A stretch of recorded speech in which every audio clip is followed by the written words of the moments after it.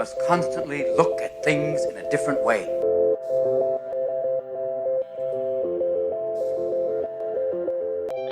The Healthcare Education Transformation Podcast was created by two physical therapists out of the desire to learn more about the different educational roles in physical therapy and healthcare, and how healthcare education works by talking with educational leaders and people with different perspectives within physical therapy and across interdisciplinary lines on how education can be improved to disrupt the status quo of healthcare education. This is our journey, and thanks for listening. Are you a third-year physical therapy student that excels on tests when you have study guides, checklists, and deadlines? With all of the information available about how to prepare for the NPTE, it's easy to get disorganized and not feel prepared going into the big day. NPTE Prep Success is an online course that provides PT students easy-to-use study guides and step-by-step guidance through the NPTE preparation. To learn more, visit kylericeprep.com. Thank you again all for your continued support, and now for the show. Hello, everybody, and welcome to another episode of the Healthcare Education Transformation Podcast. I'm your host, F. Scott Field, and we have the esteemed pleasure today of interviewing somebody we actually met at ELC, the Educational Leadership Conference that the APTA puts on. Today we have with us Becky McKnight. Becky, could you tell our audience a little bit about your educational journey and how it brought you to where you are today? Sure. I started off, I'm a physical therapist. I started off in clinical practice, but even when I went into PT school, in the back of my mind, I thought that perhaps I would transition into the education side of it. I really thought probably in PT education, physical therapist education, but early in my career, in the area that I was practicing, and they were starting to develop a PTA program. And I thought, well, why don't I just see if perhaps I can do some adjunct teaching? So I contacted the college, and they were actually looking for a clinical coordinator, an ACCE, DCE, Director of Clinical Education individual. And so they were in desperate need, and so they encouraged me to apply. And I, in my excitement and ignorance, I thought, oh, this sounds like a lot of fun. Let me just go do that. And so I jumped into the deep end of a very deep pool. It was a new developing program that was just getting off the ground. So it is one of those a baptism by fires, I guess, types of things. So that's how I got involved in the education side of it. Worked up from that position into the program director's position. Then I got very involved on the national level in a variety of ways, and became a consultant. Awesome. Well, can you tell us a little bit about what a PTA program looks like, right? Like what does a physical therapist assistant program look like from start to finish? And what kind of product does the PTA program kind of produce, right? When a physical therapist assistant graduates, what kind of skills are they coming out with? And what do they have to go through to get licensed? Sure. I think I'll start with the second part of that question first. Global mission of all PTA programs to graduate that physical therapist assistant that has the entry-level skills that are expected in the profession. And so the physical therapist assistant is really designed to be the right-hand helper for the physical therapist. They are their education and training helps prepare them to assist the physical therapist in providing the intervention and care to patients and clients the physical therapist might be working with. Primarily in the arena of interventions, but also, being able to provide assistance with data collection, whether it's for examination or research or, any of the test measures, data collection types of things that a physical therapist might do. And so really, again, just to be that number one helper for the physical therapist in pretty much any area. So PTAs in their education are educated to be, kind of globalist, if you will. They have a general background in all areas, so they can be prepared for whatever setting they might get into. So the education right now, by accreditation limitations, is required to be no more than an associate's degree There are a couple of programs out there that have kind of a bachelor's add-on component, but the primary PTA education has to be completed under the current accreditation standards within 2 years.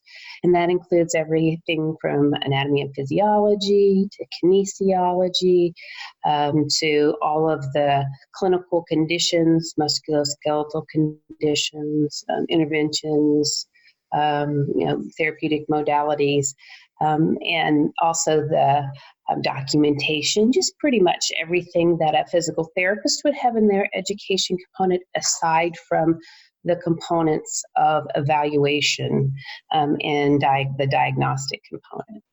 Awesome. Well, you've had a lot of experience in the physical therapist assistant programs, and I'm curious as to what it looks like if somebody were to try to start up a physical therapist assistant program, or, what does it look like getting one of those programs off the ground? I'll be honest with you, it's a lot of work. And if an institution is interested in beginning either a PT or a PTA program, either one, it takes a lot of work. And the institution, the administration really needs to sit back and consider what their reasons are for thinking about a PTA program. One of the first things that they have to do to even be considered is to really demonstrate that there is a need in the area or their service area. So most PTA programs, not all of them, but most of them are, their mission is kind of regional. So most PTA programs would really have to show that they can serve, that their graduates, there's a need for their graduates in their area. PT programs have a little more flexibility because they pull from across the country, and those students might end up going back to other areas. So, but for PTA programs, there really has to be a clear demonstration of need in the healthcare community. Frequently, what happens is that an institution starts looking around at what other things can we do to grow and develop, and they may have some students that have said, hey, why don't you have a PTA program? And so they have student interest, and so they think it's a great idea. But they may not actually have the need for the program is based upon what the healthcare needs of the community might be. And then after that, there's a lot of work basically to get accredited. There's 2 levels. First, you have to apply to candidacy, and then after you get candidacy, you have to get candidacy before you can even bring students on. And so that first round of students, you'll be working with them before you know if you get your accreditation. And so even to get candidacy, you pretty much have to have your program sewed up pretty tight, all your curriculum, a real clear demonstration that you have curricular resources and ways to ensure that the students have the skills that they need. And so it's a lot of work on the upfront before students even come into the door. And that's the thing that I think a lot of administrators end up being surprised by, because other accrediting processes for other healthcare, careers or professions frequently they can bring students on in a little earlier, so they get that balance of income from the students while they're developing the program. There's a lot of upfront development before you can even get students in the door. We just tend to hear that a lot when it comes to newer programs, especially, I'm assuming it's CAPTE that's in charge of accrediting the PTA programs as well. Just is that right? That is correct. The Commission on Accreditation for Physical Therapy Education accredits both PT and PTA programs. And one of the specific components, because there are so many institutions interested in developing both PT and PTA programs, a few years back, CAPTE was totally overwhelmed by the number of programs, and so they had to put some limitations just so that they could handle it. And so they have 2 decision cycles every year, and they only look at 6 programs. That's both PT and PTA programs. So that's a total of 12 programs that they will look at over the course of 1 year. Yeah. So that also slows down the process. In fact, before I got on, I just looked. And so let's say that there's an institution that's wanting to open a PTA program. If they were to right now contact CAPTI would tell them that the earliest they could even be considered to accept an application would be fall of 2022. And then that would mean that they wouldn't hear a decision until that next spring, so they couldn't bring students in until spring of 2023. And so again, that's something else that a lot of institutions end up being surprised by. Sometimes they'll go out and get grants to start a program, and that grant has a time limitation of say like 2 years that they have to have it completed, and they can't even get their foot in the door because of the way the accreditation process is structured. Which, I mean, overall, I think that's a good thing and a bad thing, right? I mean, there's so many new programs opening up these days across the country. And we've talked about on the show before a lot of pros and cons to that, right? One, it gives a little more opportunity to people who may not have had it before.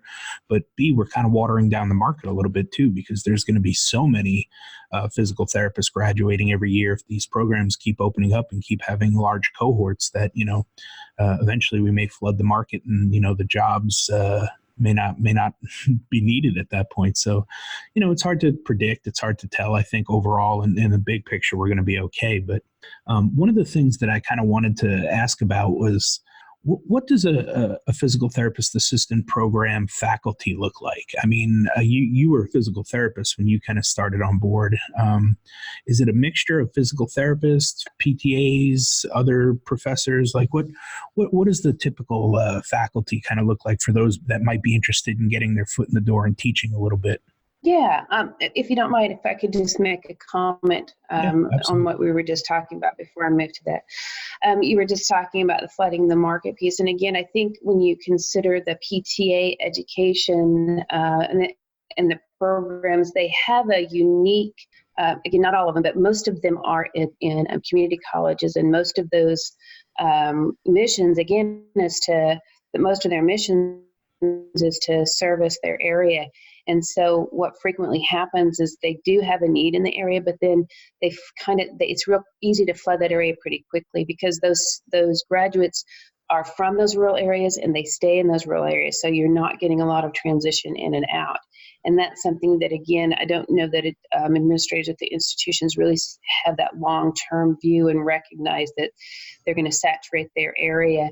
Right now, when you look at the CAPTI data, both for PT and PTA programs, employment rates are high, somewhere around 90% or greater than that, I think. I don't have it off the top of my head. However, one of the things that they're not taking into consideration is how many of those are at full-time employment or how many of those individuals are underemployed or are only getting either PRN or part-time status. And that's some data that we don't have, and that, as far as I know, I don't know of anybody that's actively looking at that piece. And I think that would be a piece of information that would be good for our profession to consider. Because, again, if you just look at the employment rate, it looks great, but it may not actually be meeting the needs of either our students or even the communities that we serve. But on to your other question as far as PTA faculty. So PTA faculty can either be PTs or PTAs. The program director does have to have a master's degree, a post-baccalaureate degree. And so any PTA that might graduate would have to go on and get further education to become a program director. Other than that, whether they have to have a bachelor's degree or not kind of depends upon the institution in which they live and the state requirements for them to be able to teach at that institution. So it's possible that a PTA would still be able to teach with an associate's degree with just some further education. Again, that would depend upon the state and the institution. What frequently happens is a lot of PTs do end up being in PTA education, and I haven't seen any recent numbers as far as the mix between PT and PTA. CAPTI every year gathers information, and so on their site you can look at the annual report. The latest annual report didn't have that breakdown as far as how many were PTs and how many were PTAs.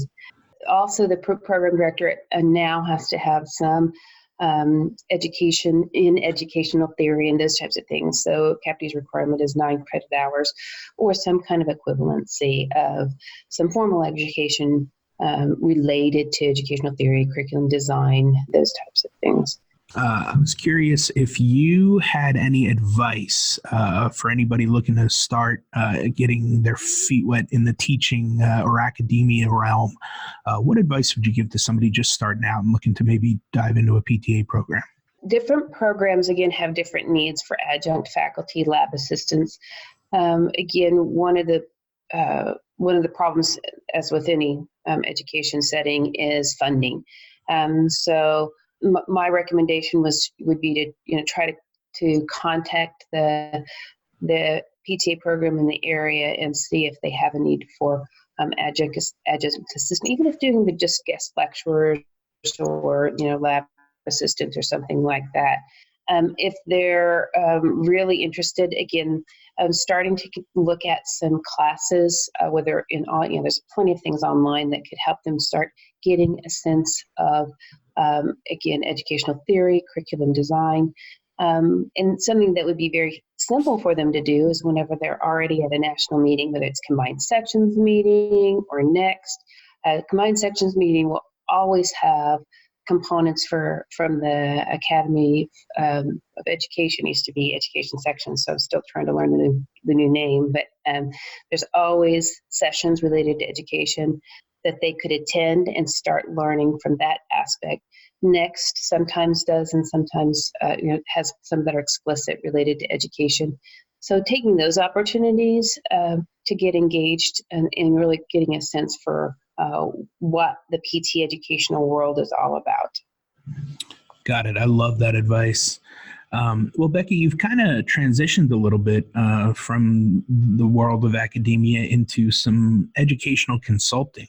Can you tell us a little bit about what that looks like and what some opportunities might be in educational consulting?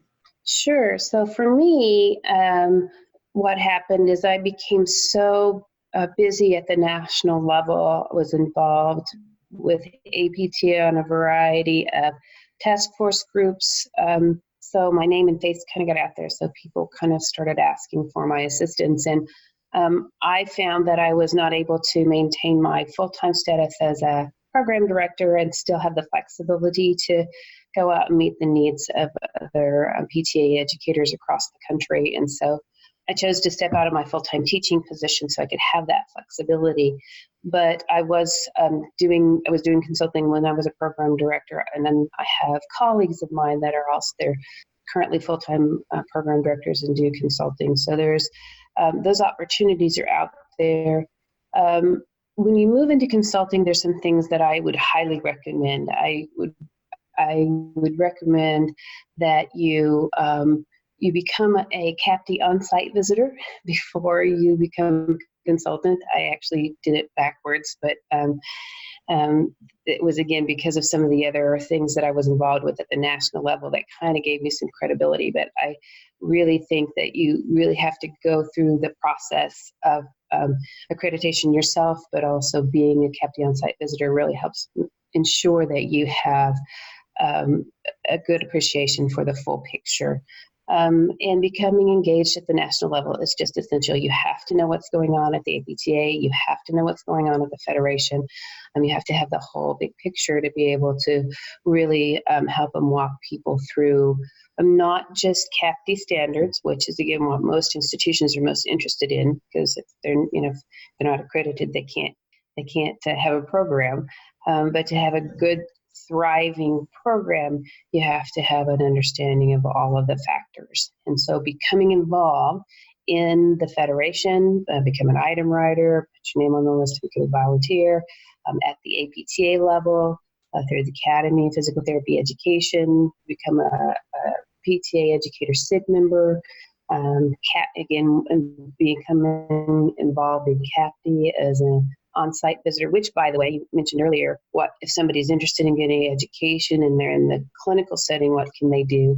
They need clinicians to be on-site team members as well, and so they can get a good insight into what the requirements are and the expectations are through that process as well. So For me, I think something else to take into consideration is your personality. One of the things I learned about myself over the years is I am very much of a strategic planner and systems analysis, in synthesizer, I do that very well. So the consulting component comes very natural to me, and it actually energizes me.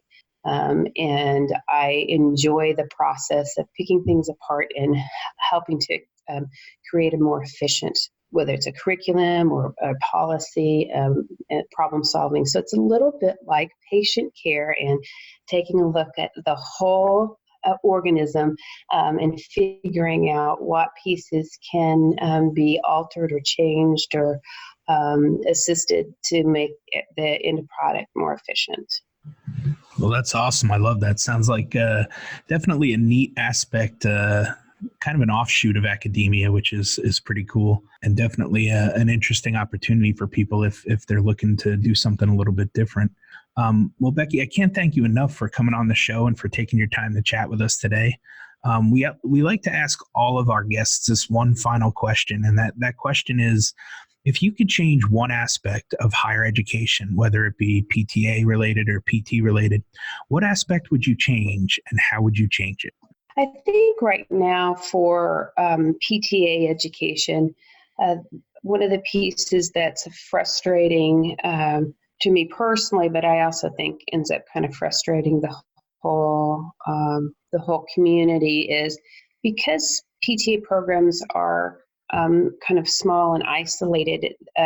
We have a hard time being able to come together. We do come together again at meetings and that kind of stuff, but most PTA programs have 2 full-time faculty. So it's 2 people over in this rural area of the country and 2 people over in this rural area of the country. So I think if we could find a robust way of trying to connect people and to do some group problem solving, then that I would really appreciate that. And I don't mean to downplay some of the things that are out there that are working right now. Again, the SIG from the Academy is great. The PTA Educator SIG is great. The Facebook page is great. So there's some really good things, but I think we need to have an even more solid, robust way of connecting our PTA educators so that we can assist each other and help PTA education move forward in the future.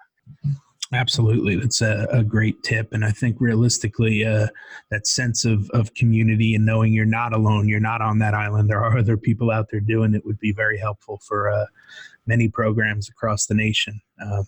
Not just one big meeting every year at CSM, but throughout the semesters and throughout the years, being able to contact other people and chat. And like you said, I know there's a couple of good things out there. I know there's a couple of Facebook groups that are trying to connect people, and social media and technology has been great. So, we've got that to look forward to as it improves. But speaking of social media and online presence, where can people reach out to you if they have any follow-up questions or if they just want to kind of reach out and chat with you about anything that they heard on the show today?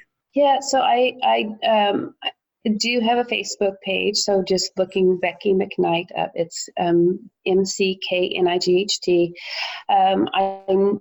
I do not have a website. I did have one, but took it down. But if they wanted to email me and get in touch with me, it's Beck McKnight, BECMCKNIGHT @outlook.com, and just shoot me an email. If they can't find me that way, I'm on the APTA.